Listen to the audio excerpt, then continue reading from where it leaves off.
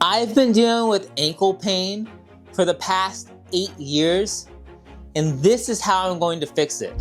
So the injury I have is peroneal tendonitis. This is tendon that goes on the outside of your ankle, wraps up, and down and around under the foot.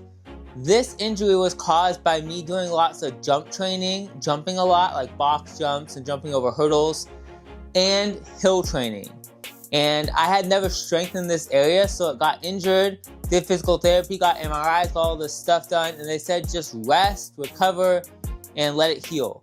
Well, I'm done doing that. It's time for me to strengthen it. It's time for me to get back to full-time running, get back to breaking my PRs. So this is how I'm gonna strengthen it. So the first thing we're doing is taking a band. It could be any band, but these loop bands are the best bands.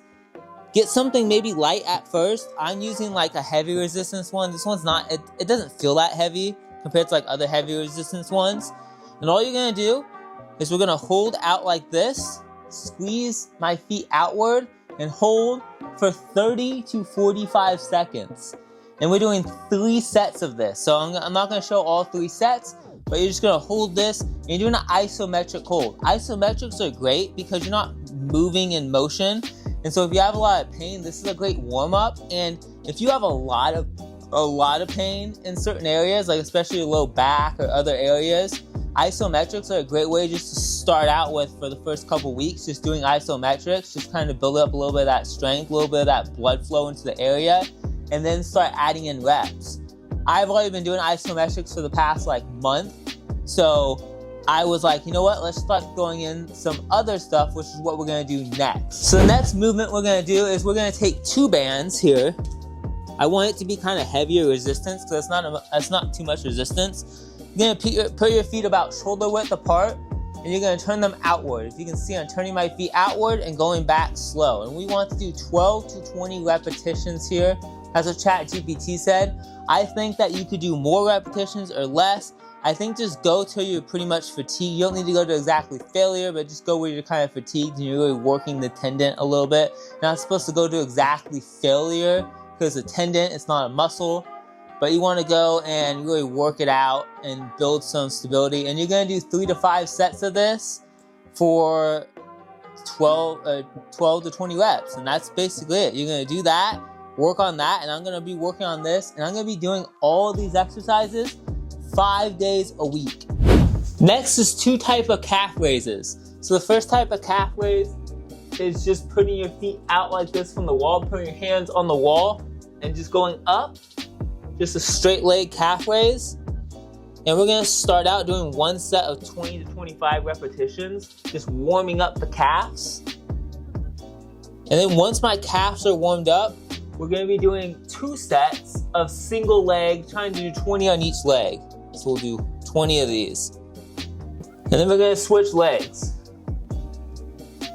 And if you wanna make this harder, just put your feet way back here. It's gonna make it a lot harder. You can even go farther back. It's gonna make it a lot harder to do. And if you go up here, it's gonna be a lot easier to do. The next exercise is a bent knee calf raise. So when you keep your legs straight, you're working on the gastromenius, which is the big part of your calf. But when you bend your knee over your toe, you're working on the soleus and the Achilles, the lower part. So you want to work on that part as well, and it's going to help your balance. And so when you do a seated calf raise, and you're sitting down, you're doing calf raises, you're working on your soleus mainly. So if you're trying to build bigger calves for like bodybuilding reasons, standing calf raise actually is better doing straight leg calf raise than seated calf raise. Seated calf raise is still good, still going to work this muscle, just not as much as doing standing. So what we want to do is we're going to do a single leg, hands on the wall, bent knee calf raise for 15 to 20 repetitions. So we're going to bend the knee over, put it like this, and go up. Then we're going to switch sides and do 20 on this side as well. I'm doing 20 right now. And we're going to be doing 2 sets of this. So 2 sets of straight leg, 2 sets of bent knee. The last thing we're going to be doing is some balance work. So basically I am going to stand on one leg, just like this, with this leg up. And I'm gonna put a timer for 32 seconds and turn my head slowly side to side. Not like this, not aggressively, just slowly like this. In a controlled motion, side to side for 30 seconds. And we're gonna do that on each leg 3 times. So let's start the timer now. And we're gonna go side to side, very slowly. You can see my balance is not the best. I'm okay, but I'm not great. And this is instability in the ankle, which basically leads to having weak ankles and more likely to injury, especially in the peroneal tendon. Okay, now we're gonna switch sides and do the same thing on this side. I'll kind of show you guys at this angle as well.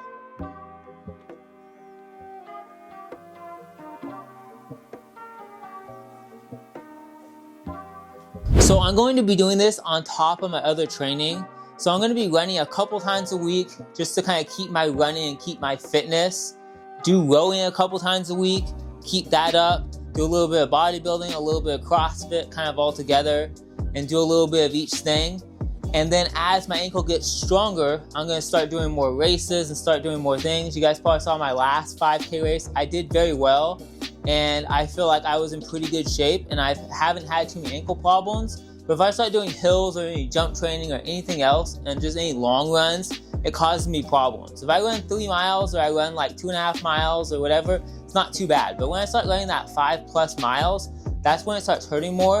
And I know if I want to run sub 18 in the 5K and some ultra runs and marathons and half marathons, 10Ks, all these different stuff, and I want to run that 90 to 100 miles a week, I'm gonna have to build this up and build up some strength because it's still hurting a little bit right now. Even today, it was still hurting a little bit from my run on Saturday, which was a 4-mile run with a little bit of tempo work.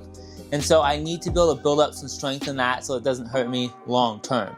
So I'm gonna be doing this. I'll keep you guys updated with this stuff. Hopefully you guys did enjoy this video. If you guys did, please click that subscribe button. And if you would like to see me do my first 5K race in 10 years, check out this video over here.